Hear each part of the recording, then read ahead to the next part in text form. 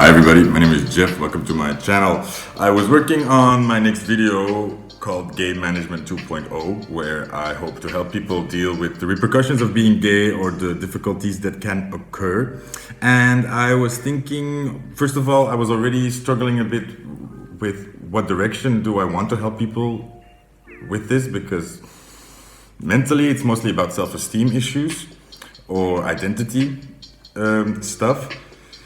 And I keep running into the same problem the frustrating problem that I keep having as a doctor in psychiatry most of all, but in most fields of medicine. You have this problem where you are fixing a problem and you're not fixing the cause. 2020 in the modern world, let's say this little group of Western countries we have with democracy and all that fancy stuff, we like to think that we're doing a good job and that we've come far. And maybe we have, but most of it is in theory, and only in like 2 decades we think we've solved this problem of hate and a lot of pain and a lot of consequences that we're still dealing with, right?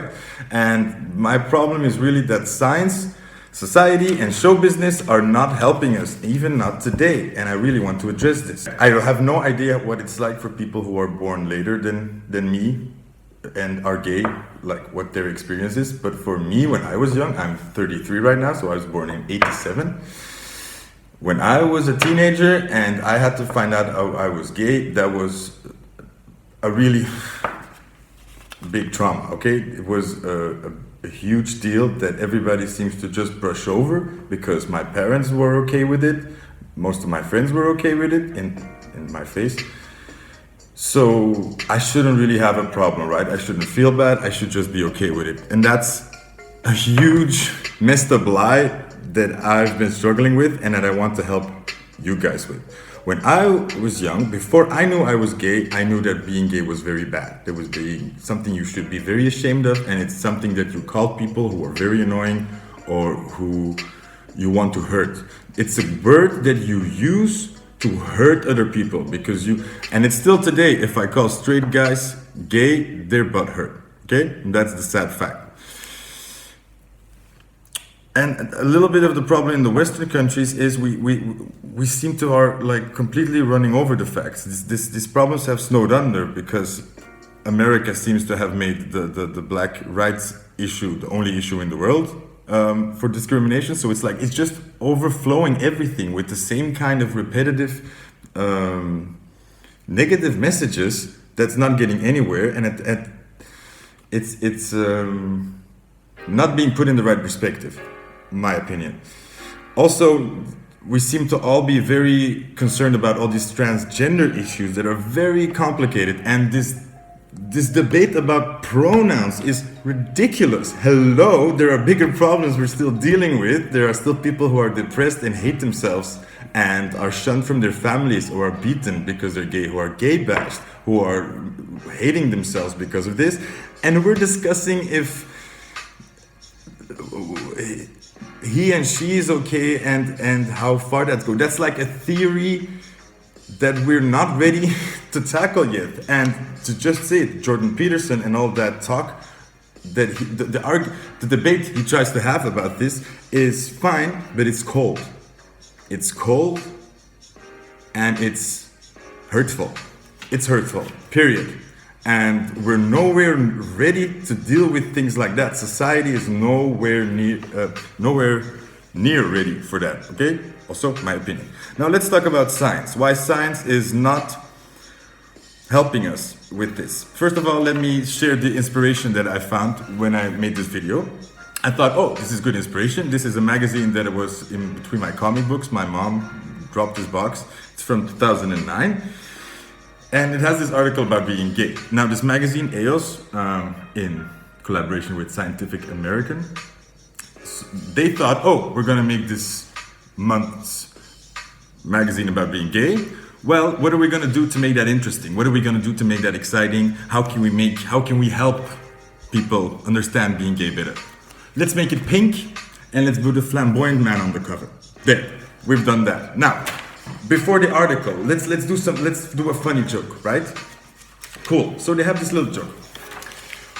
I'm gonna translate for you because it's in Dutch. So Adam comes to God and he says, I'm lonely, can you help me get a partner? And then God says, okay, fine, give me a rib. So Adam pays up a rib, and then God makes him a partner, and this flamboyant with a pink boa man comes out. Because gay, of course, he has a pink boa. And this is the part that really hurts me, and it hurts me. It hurts me. And it's hurting me, it's been hurting me all my life, and I hate that I still have to deal with this kind of crap. This guy sees the other guy that appears, okay, oh, it's a man. He's terrified and he runs away. No, the worst thing that could happen. It's insulting. This magazine, sorry, it's very insulting, F you. Now the article talks about how they're doing research and then discovering that different parts of your brain are under or overdeveloped or like differently developed than straight people or homosexual people. I still think this kinds of research is not to be trusted, because if you just, there's already a huge bias when you go to look in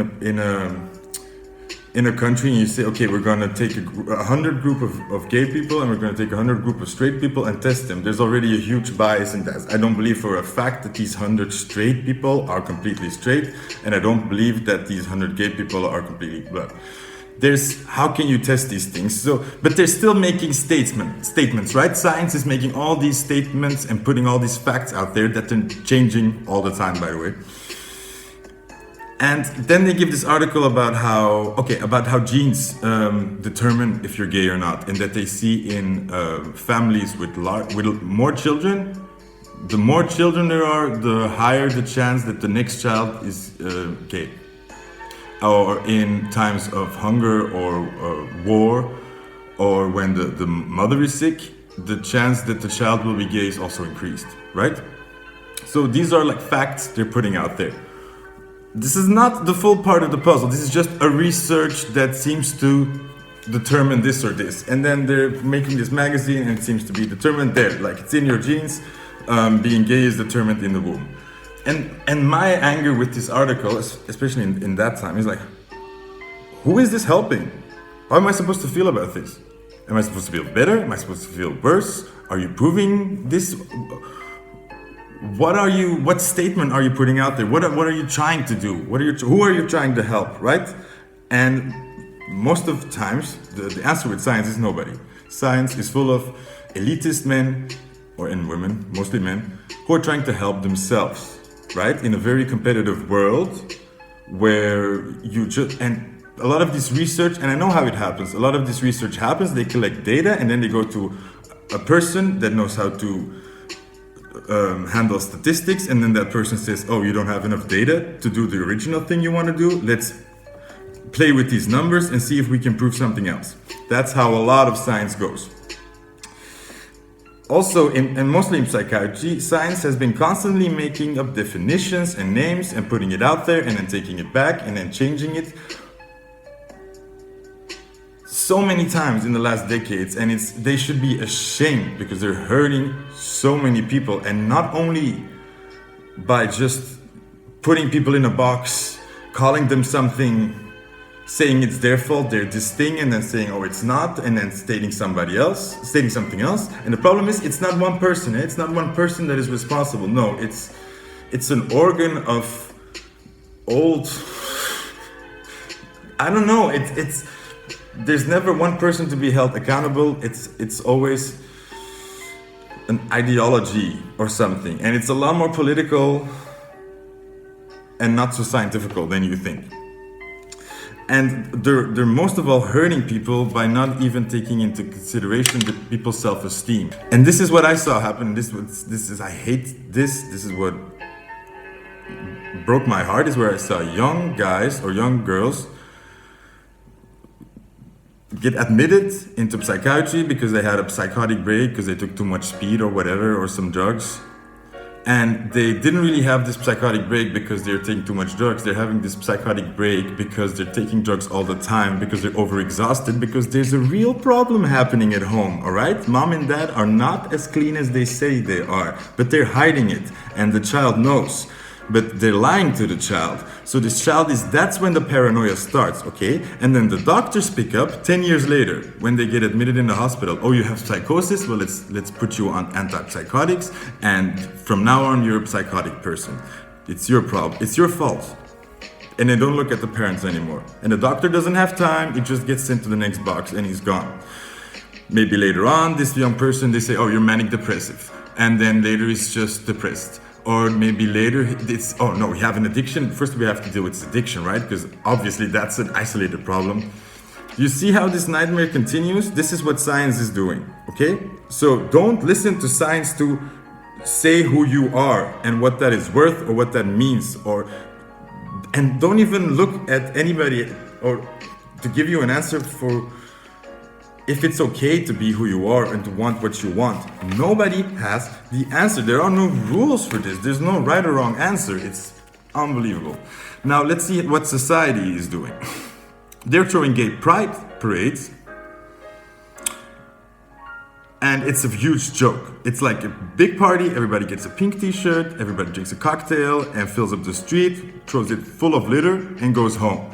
They're not using it as a platform to help fix anything, and most of all, it seems this sort of patch-up work. It's like, good job everybody, we're such a good country, we're doing it, yay, gay rights. And at the same time, in these same countries, people are still being gay bashed and the police doesn't care. There are riots against this gay pride parade. People are threatening these parades in the same country. And what bothers me is that these gay pride parades are everywhere the same, and it just seems to be the same sort of repetitive celebration of a sort of flamboyance or a sort of old image that we keep maintaining without any point. It's just empty. And another issue that has always disturbed me is this debate about gay marriage. Only in 2003 was it in Belgium and the Netherlands was it made legal, and we're still not talking about real marriage. It's still sort of for the municipality or for the country. They're making it open that people of the same sex can sort of I don't know, how do you say it in the right terms? It's very terminology, right? But what bothers me is how late in some of these countries it came through. And I still remember on the radio listening to these ministers debating if it was okay for gay people to be married or not. And, you know, it's fine if you want to debate about this, but me listening to that on the radio, it feels bad. It feels bad. You're making me feel bad. You're making me feel bad about who I am, that I have to even fight for these rights. It's incredible. And in today, 2020, there are still some countries that still don't allow marriage, but they allow equal partnership, right? And we're talking about Estonia, Greece, Italy, Switzerland. And there are a lot of countries, but I'm mostly focusing on the ones you wouldn't expect to be so uptight about this. Then we have Monaco, Liechtenstein. What are they doing? They're just villages in Europe. Why are we listening to them even? And what always made me very angry about the gay marriage debates, when we were having the debates in Belgium, I was like, I don't want it. You can have it, straight people. You can have it. And sorry, straight people have ruined it already for me. I grew up with a broken home. I saw nothing but divorces happen around me. What are we fighting for? This crap that you call marriage that we're supposed to want? No, you, straight people, you can have it. Okay? I'm saying it officially. Straight people, you can have marriage. We don't want it anymore. It's stupid. Same with adoption. It's legal in a lot of countries, but I think most it isn't. And even when it is, it's a nightmare. It's heartbreaking. It's not something you should put anybody through, and not even the child. you're literally breaking people down and putting them on their knees for a very long time, and they just want to help and love a child. I don't see why we have to be so overly strict about this. Suddenly we're treating them like they're child rapists that we're going to allow around children again. Really, this is how gay people get treated when they want to adopt a child in a country that wouldn't even allow them to be married a couple of years prior, right? Personally, it's made the whole outlook of having children for me sort of I don't really believe in it. I don't really believe that I can have children as a gay man. The countries that I live in, and these are Belgium, the Netherlands, they made me even more scared, because I saw how they treated some of these cases where it was up for debate, and how these children got sent back to orphanages and they couldn't see their parents anymore. It broke my heart because of stupid rules. People should be ashamed of themselves. So that's society. Moving on to show business. Now these are a couple of small points, but come on people, I hope you can back me up here. Why does Katy Perry still have a song that is still live on YouTube called You're So Gay? It exists, it's still out there, nobody seems to make a big deal about it. Well, I do. It's insulting, and you can debate about if the song is really that insulting or not, but let me put it differently. If I would say to Katy Perry, or I would use around her, oh my god, you're so Katy Perry, even though I wouldn't mean a bad thing, it would still sound bad, right? It would still make her feel uncomfortable. It would still make her feel self-conscious. Ooh, what do you mean you're Katy Perry? What does that mean, right? She would still be concerned. The last point, and this is a personal issue, so that's why I'm keeping it last, but I think it still shows how far we still have to go. In the Harry Potter books that I love, that I've read a lot, that I've seen the movies of, Dumbledore, Albus Dumbledore, head of the Hogwarts school. It's difficult because I read them in Dutch and English, and all the words are different. So suddenly I'm very confused. So Dumbledore, he supposedly is a gay man. I don't even care what the author says after she wrote the books. She had 7 or 8 books to write about this, and she chose not to. She chose to hide it, like that uncomfortable thing you have to hide when you're gay, right? So she chose to sort of sweep it under the rug, and then later on add the statement, oh, but he was gay. Yeah, that was a thing. And then gay people are so happy, right? Oh, we have a gay example. No, this is so bad. And don't even come to me with Dumbledore is gay. He's not gay. You had 8 books to write about him being gay, about him having kissed somebody, or about him stating it, but they don't. They make it very vague and under the cuff and double meaning, right? Same with The Legend of Korra, the sequel to The Last Airbender. And it's the same problem. At the end of the show, or the final episode, Korra and a girlfriend in the show, they walk in the camera or something hand in hand. Fine, I watched it, I thought nothing of it. And I also got, when I watched it, oh, maybe she's a lesbian, maybe she's not. I really didn't care about it, because you have the whole show, it was no point, and suddenly they walk hand in hand, which could be a wink or a hint at something. But is that all you got? A hint or a wink?